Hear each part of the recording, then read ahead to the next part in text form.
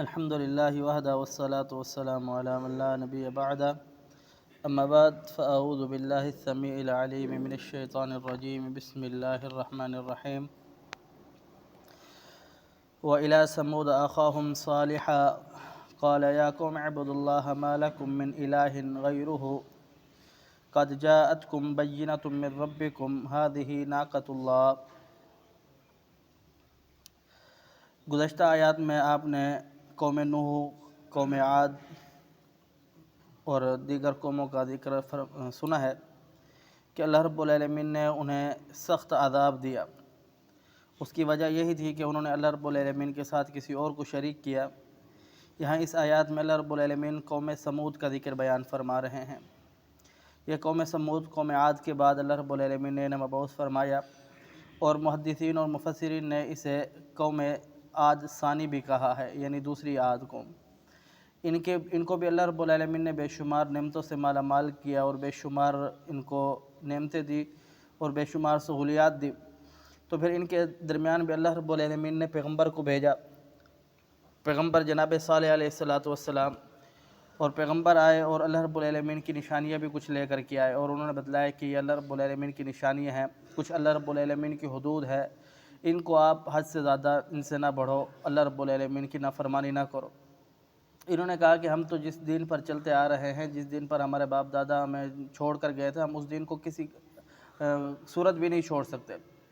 تو پیغمبر کو یہاں تک کہ انہوں نے بھی چیلنج کیا کہ اگر تو سچا ہے تو پھر تو وہ چیز لے آ جس کا تو نے ہم سے وعدہ کیا ہے یا تو ہم سے وعدہ کرتا ہے.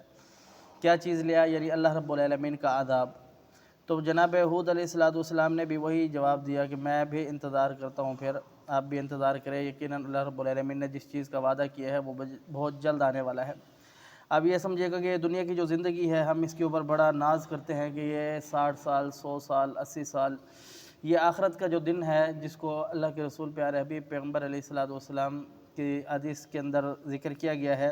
بعض جگہ پر 70 خریفہ، بعض جگہ پر 100 عام کا ذکر ہے، یعنی 100 سال یا 70,000 سال کا ذکر بیان فرمایا گیا ہے. یعنی یہ جو دن ہے، اس دن کے مطابق اگر آپ اس دنیا کی 100 سالہ زندگی کو بھی لگائے تو یہ 5 منٹ کی بھی نہیں بنتی. یہ 5 منٹ کی زندگی، اور اس زندگی کے اندر اللہ رب العالمین نے مختصر سا ٹائم مانگا ہے کہ وہ اللہ رب العالمین کی عبادت کے لیے نکالا جائے.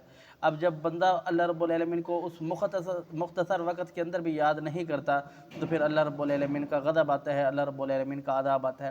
اللہ رب العالمین فرماتے ہیں بے شمار جگہ پر کہ جو لوگ مجھے چھوڑ دیتے ہیں میں ان کو چھوڑ دیتا ہوں، جو لوگ میری طرف آتے ہیں 1 قدم بڑھا کر کے میں ان کی طرف 10 قدم بڑھا کر کے آتا ہوں، جو میری طرف چل کے آتا ہے میں ان کی طرف دوڑ کے جاتا ہوں. تو اللہ رب العالمین کے بندے ہیں، اللہ رب العالمین کہتا ہے کہ میں ان کا بڑا خیال کرتا ہوں، ان سے بڑی محبت کرتا ہوں. اور جو لوگ اللہ رب العالمین کو چھوڑ دیتے ہیں، اللہ کی نافرمانی کے اندر پڑ جاتے ہیں، اللہ پاک فرماتا ہے پھر میں بھی ان کو چھوڑ دیتا ہوں. فرمایا ومن اعرض عن ذکری فإن له معیشۃ ضنکا، جو مجھے چھوڑ دیتا ہے پھر میں انہیں چھوڑتا بھی نہیں ہوں. اس کے ساتھ ساتھ میں ان کی دنیا آخرت، دنیا کے معاملات، تمام چیزیں تباہ و برباد کر دیتا ہوں، کیونکہ وہ اللہ رب العالمین کی نافرمانی کرتے ہیں. اب انہوں نے بھی یہی کہا کہ جس چیز کا تو ہم سے وعدہ کرتا ہے وہ تو ہمارے اوپر لے آیا. پھر اللہ رب العالمین نے انہیں بھی سخت عذاب دیا، اور ایسا عذاب جو عبرتناک ہے، جو آگے آپ سماعت فرمائیں گے. اللہ سمجھنے عمل کی توفیق دے. قل قولی ھذا استغفر اللہ لی ولکم ولسائر المسلمین.